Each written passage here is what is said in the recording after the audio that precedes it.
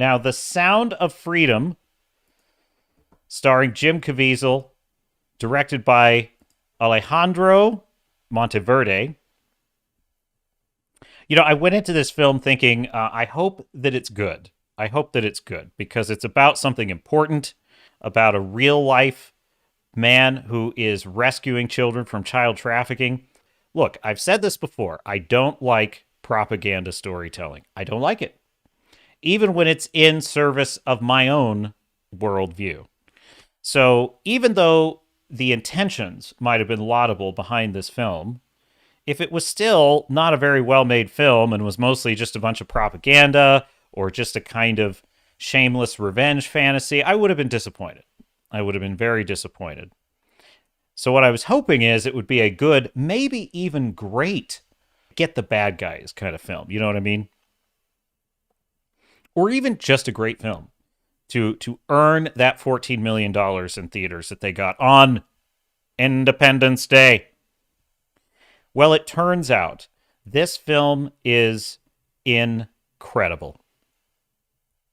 It is absolutely incredible. It is one of the best films I have ever seen.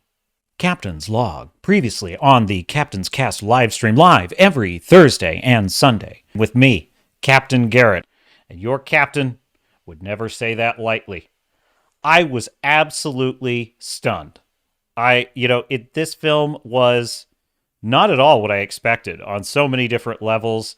It was excellently made. This was film level craftsmanship all the way through and through. It sort of makes up for all the garbage I've had to sift through over the past few weeks.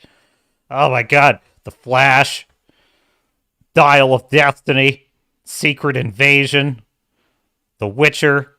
I mean, I literally have felt my IQ points dropping over the last couple of weeks, and it's been scaring me a little bit, to be quite frank. But you know what? It's like everything has been, the meter, the intelligence meter has been refilled to maximum after seeing a film with exceptional direction, exceptional cinematography, well acted by every single actor in it, profoundly powerful, profoundly emotional, a musical score that is absolutely haunting, beautiful, incredible, and a motivation behind this film that is as laudable and should be universally praiseworthy as I can imagine. This is not a propaganda film.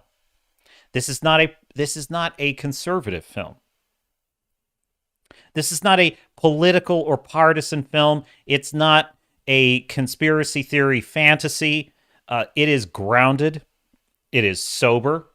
It is written like... You know what it reminds me a lot of, actually? There is a film I think is almost a perfect kind of analog to this film, and that is Argo. If you've ever seen Argo with Ben Affleck, it's about the operation to extract the Iranian hostages during the Iran hostage crisis. And it is just, you are on the edge of your seat the entire movie. It's about a real world event.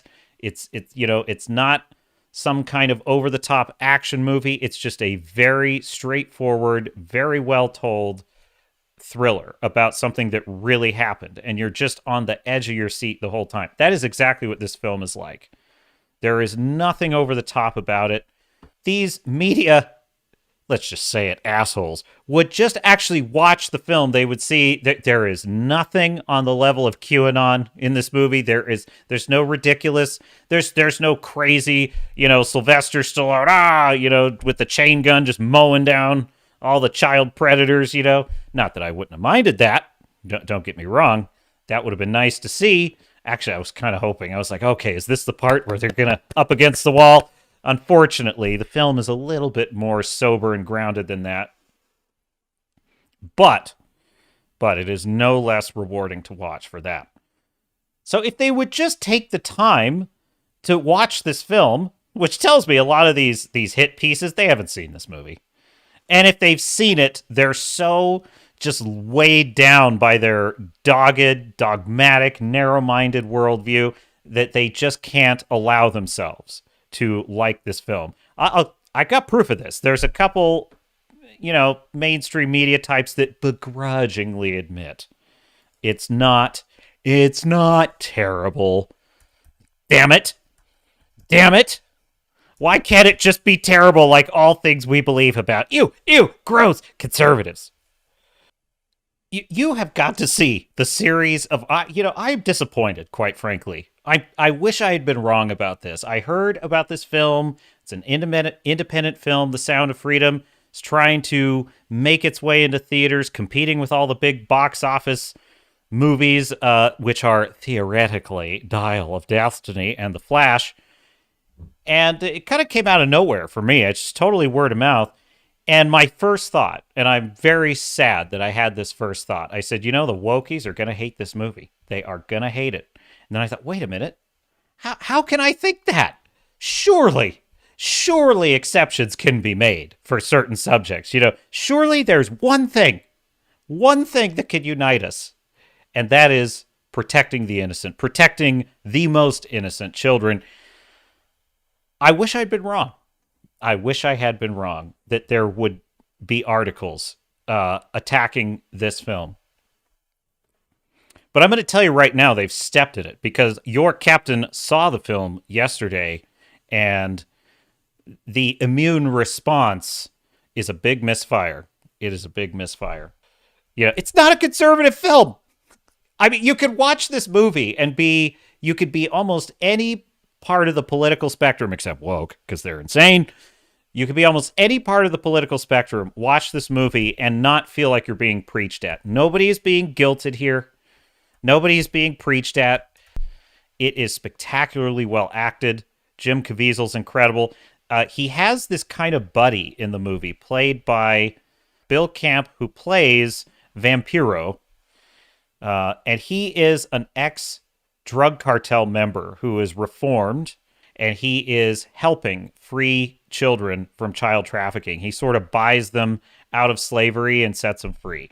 And so he kind of partners up with Tim Ballard, who plays a Homeland Security / ex-CIA agent, who I should say is played by Jim Caviezel, who is basically just decided he is going. There's this one child that he failed to rescue, and he's just decided he's just going to pull out all the stops and do whatever he has to do, including quit his job, to go save her.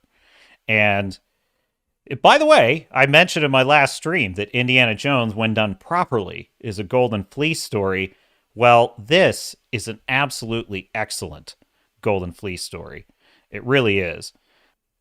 Vampiro and Tim Ballard have this kind of buddy dynamic going on throughout the film that adds levity. It as dark as this film is, it adds a little bit of brightness. I'm kind of expecting, this is the kind of bad guy that's very easy to just have be sort of one-dimensional and mustache twirling. And what I liked about it is that the bad guys in this feel like real bad guys. Like these are real criminals, real evil people doing these things. It's a little bit more hard to watch because of how real it is. So I thought that was excellent. All the actors in this were incredibly talented. Trying to think of, I kind of thought this was going to be a lot of running and gunning.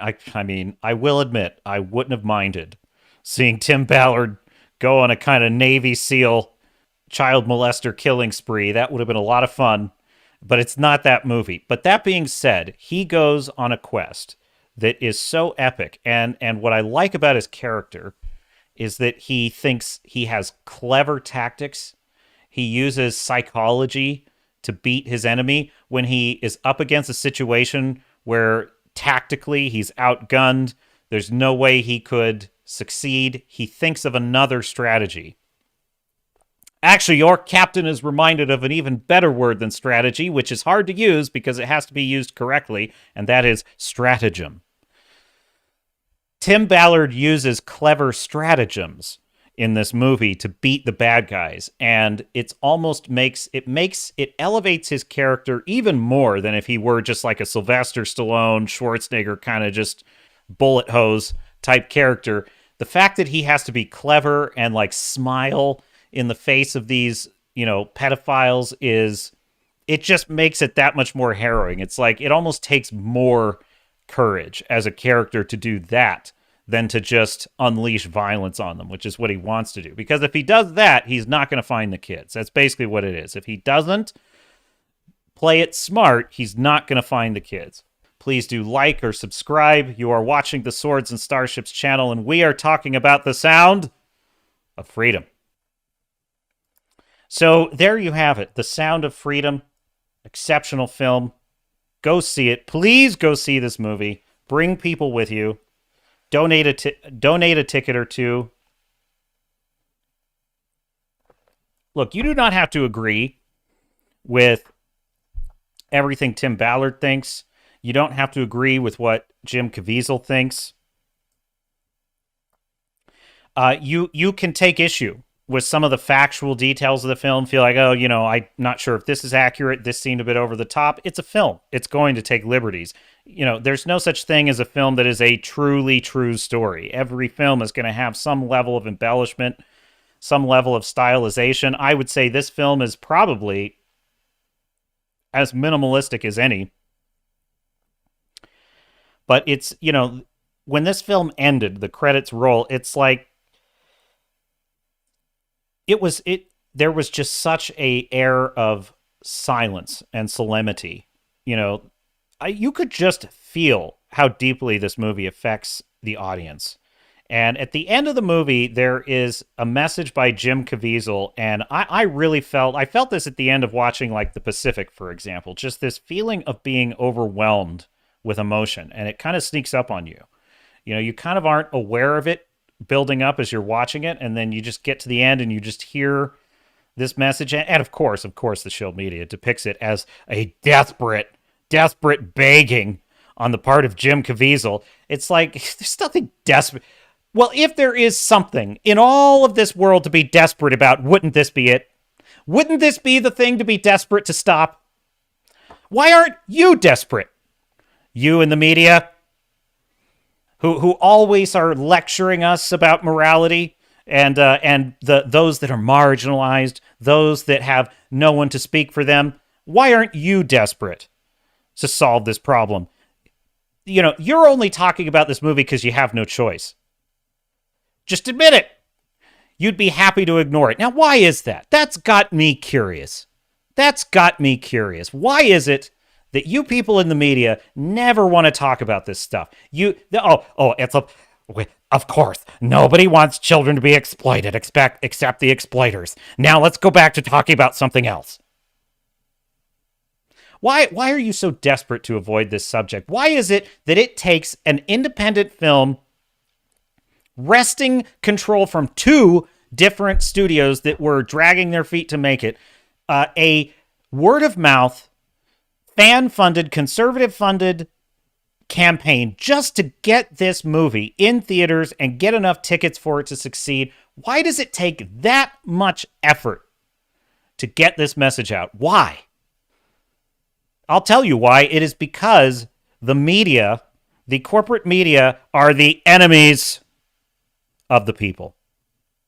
Because they are liars, they are propagandists, and at worst might even be, some of them, complicit in some of the things depicted in this film. That's my opinion. The mission will continue on the Captain's Cast live stream with me, Captain Garrett, on the Swords and Starships channel live every Thursday and Sunday, 1 p.m. Pacific, 4 p.m. Eastern. Don't miss it, and I will see you in the chat out there. Make sure to give me a follow on Locals at swordsandstarships.locals.com. It's free to follow and direct message me on Locals, and this will help defend against YouTube censorship and allow me to maintain a direct connection with you. The mission of this channel is to build a fellowship of sci-fi, fantasy, and action-adventure fans who prize freedom of speech and artistic expression above all. And if you choose to support the channel with a paid membership, there will be even more exclusive content in store, and I would certainly be honored to earn your support. Until then, hail to you, hail to the Fellowship, and hail to the Iron Age of entertainment.